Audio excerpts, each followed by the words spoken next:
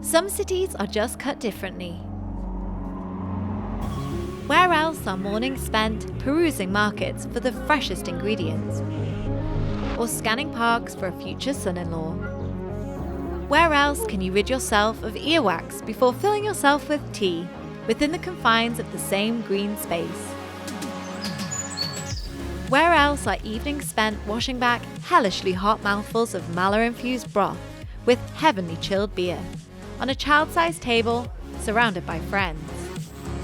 Where else do you see in the wee hours, not in some dingy bar or club, but from a towering viewpoint with a vista worthy of a cyberpunk graphic novel? Only in Chengdu, the place where hipsters rub shoulders with revolutionaries and cuddly pandas disguise a searingly spicy underbelly that could well leave the untrained novice chained to their toilet bowl.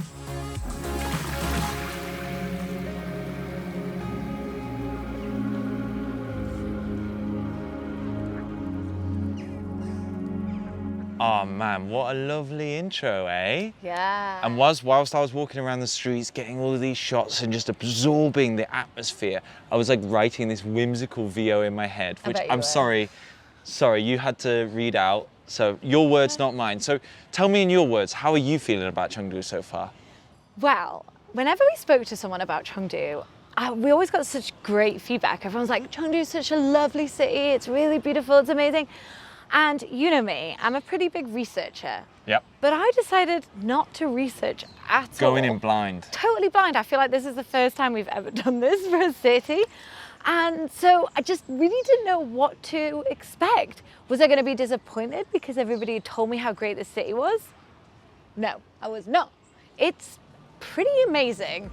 Like my first impression is just how green it is. Yeah, it's unbelievably green. It's so beautiful, and like, yeah, obviously we're sat in the park, so it is green. But even just the roads are green. There's loads of really beautiful trees lining all the roads, and it's just got this really like, I don't know, magical tropical feel that I really, really like. You know what also I've noticed when we're walking around the streets as well, is I feel like they're not afraid to let things be. If a building has some plants growing out of it, it's like, cool, that looks cool, that's chill. You know, if there's a bit of graffiti on the wall, it's not instantly cleaned off. Yeah. Not everything is like trying to be perfect. It's a bit more of like got this like real, just authentic, gritty feel, which is what we absolutely love, especially for filming. Yeah, definitely. Loads of hole-in-the-wall restaurants. Yeah, loads of places to go visit. When we've been cycling around, there's this really nice river running through it, loads of cool bars, and I think, oh, that reminds me of this city, and that reminds me of this city, and it's kind of this mishmash of a lot of different places that I've been to around the world, but the best of all those places. Like I'm really feeling it so far. That's awesome. It's great that we've got such a good first impression, but I feel like we're just making lots of kind of random statements and the audience is probably like, what the hell are you guys even doing? Yeah. Talk us through it. So shall we talk them through the actual trip we've had so far coming here? Yeah, definitely. I think that's a great place to start. So like the first night that we arrived here, we actually got here pretty late. Yeah, quite late. But no matter, we were like, we need to get some food ASAP. So we just hit the streets, we were walking around, and instantly it was such a cool feeling. And then we ended up at this kind of like chuan sort of restaurant that you spotted. We could just smell the spice coming from this place. Now, I'm not sure if it's exactly chuan. We're calling it that because it had skewers, but you picked all the different things that you wanted to eat, and then they cooked it in the broth, but then they gave you the pot. So it was kind of like a little bit like chuan, a little bit like a malatang. So if you know what it's called, leave us the comment below to tell us, because we're not so familiar with Szechuan food. But I'm sure that will come in time. And it was hella tasty, but also hella spicy. I'm not gonna lie, I'm not the biggest fan of Szechuan pepper. Ooh. I mean, we could go as far as to say I don't really like it. So why are you moving here then? That seems like a mad idea. What are you even gonna eat? I do have a theory. Now my theory is, I was so scared about coming to Chongqing last year because of Szechuan pepper. Everyone says, spicy, spicy, spicy. And when we came, I really didn't find it that bad. And then we went home and we ate Szechuan food. And again, back in Beijing, it just wasn't great. The numbing is so overpowering. And then we've come back to Szechuan, and again, it's not that bad. And my theory is in Sichuan, in the surrounding areas where they use a lot of these numbing spicy peppers, they know just how much to put in, and it complements the dish. It doesn't make your mouth completely numb and overpower it. Yeah, I think Sichuan food, like my impression of it so far is it's got many layers of flavor. Yeah. And spice, the la and the ma, like the numbing, are just like one of the, or two of the layers.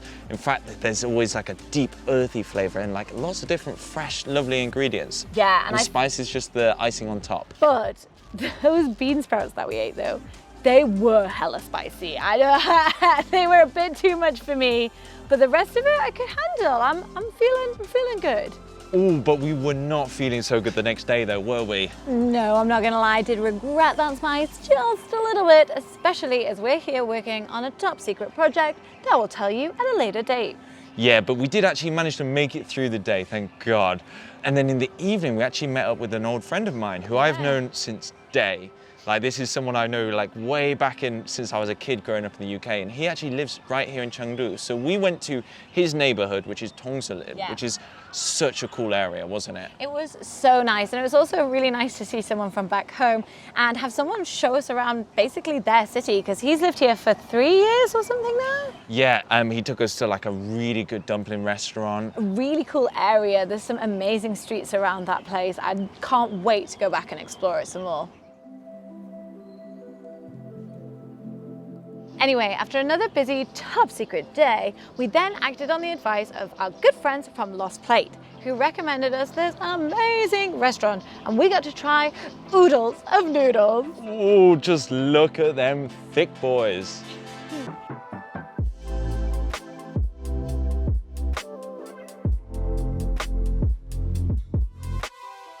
And then obviously afterwards, we needed to go for a long walk to burn them off because our stomachs were heaving. So we headed to Yulin, which is one of the oldest neighborhoods in Chengdu. And what did we discover there, Nico? Street food! Oh, how we have missed you.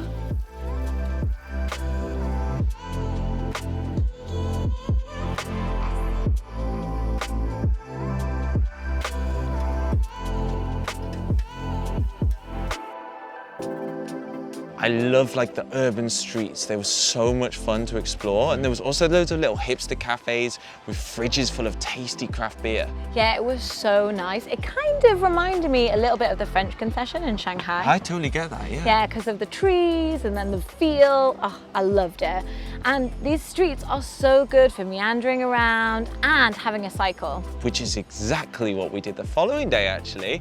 Basically, my friend took us on an amazing cycling tour around the city, culminating in a visit to an amazing rooftop.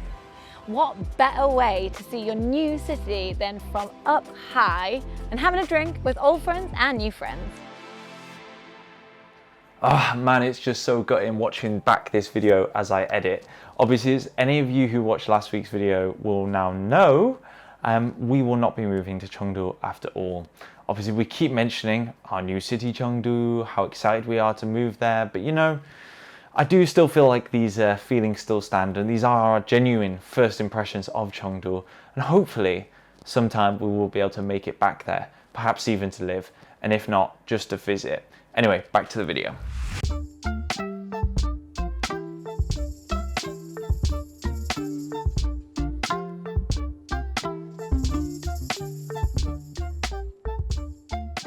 So it's been really great to have a friend with local knowledge to show us around the city. So we got to try some pretty authentic things, but we also tried something very touristy. Now this is popular in this area, but we've never seen it before in Beijing. Yeah, it's definitely something that doesn't exist up there. He's not even doing anything, look at your face. Okay. Oh,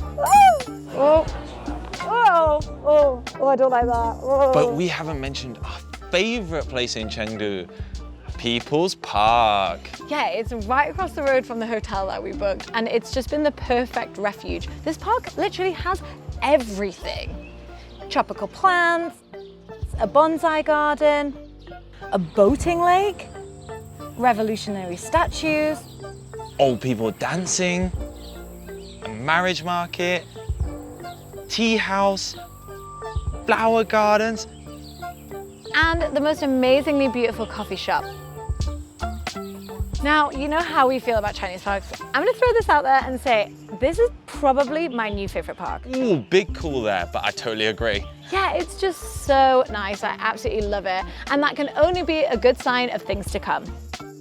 So over the next few weeks, we are going to get acquainted with our amazing new home, Chengdu.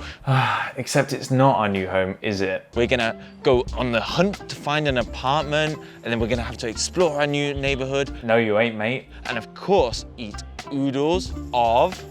Noodles! I mean, we did do that, to be fair. So guys, if you have anything that you want us to film, any content that you think is interesting about here in Chengdu, then let us know in the comment section below. As always, give us a like and smash that subscribe button to stay up to date with our new Chengdu journey. We'll see you next time. Bye. Bye.